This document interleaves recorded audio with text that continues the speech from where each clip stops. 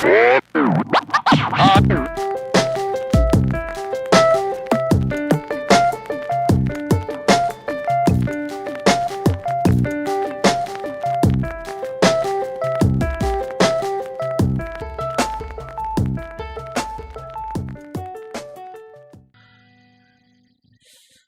it's like a shift. It's like a change. Like, oh, that was interesting. A scale tone, you know.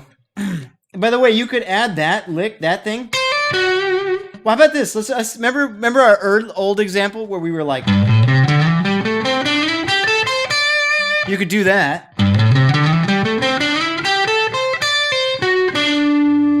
Or, and then go down our second half of this new lick. Oops.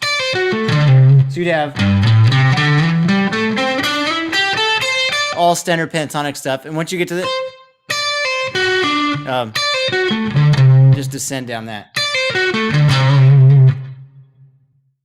Cool. And then what you could do also, instead of this really basic thing like our original pentatonic,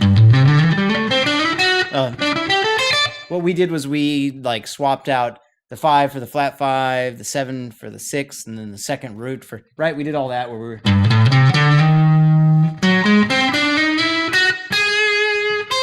right? We did that. Oh, that's what we did. You know, and then we went, right? You could,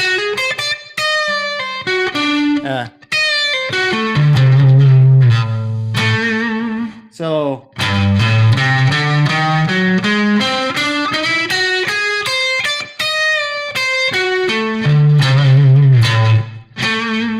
yeah, just, so we had like our first lick ascending and then our last lick descending.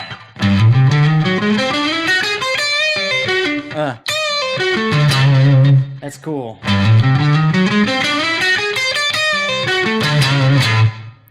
Know what I mean? Whew. Any questions about all that?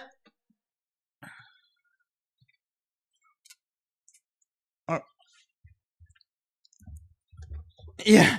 So here's the kind of thing to remember.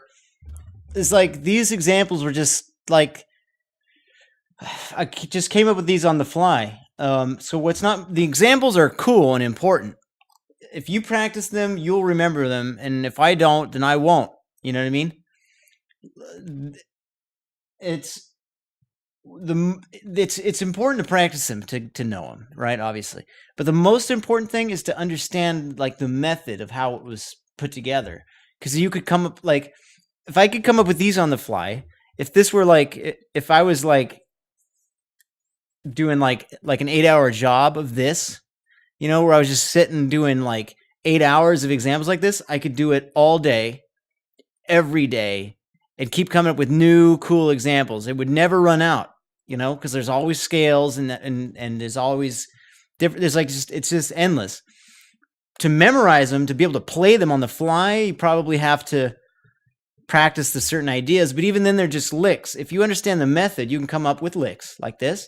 Not only that, though, you get used to thinking in a certain way.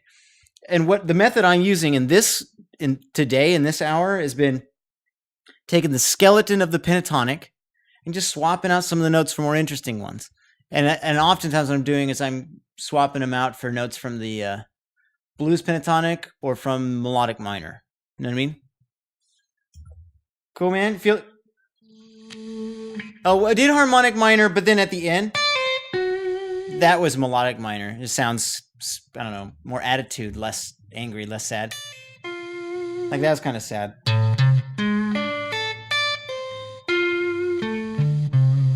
That sounds kind of like really dissonant. So what I changed to was this, and that was a little more consonant.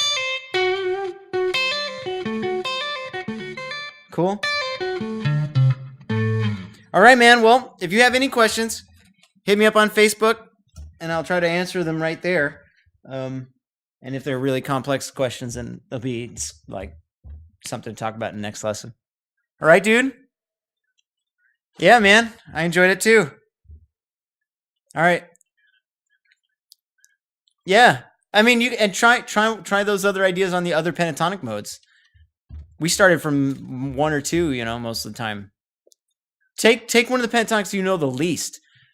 Pick that one out and try to use those kind of thinking over it, you know?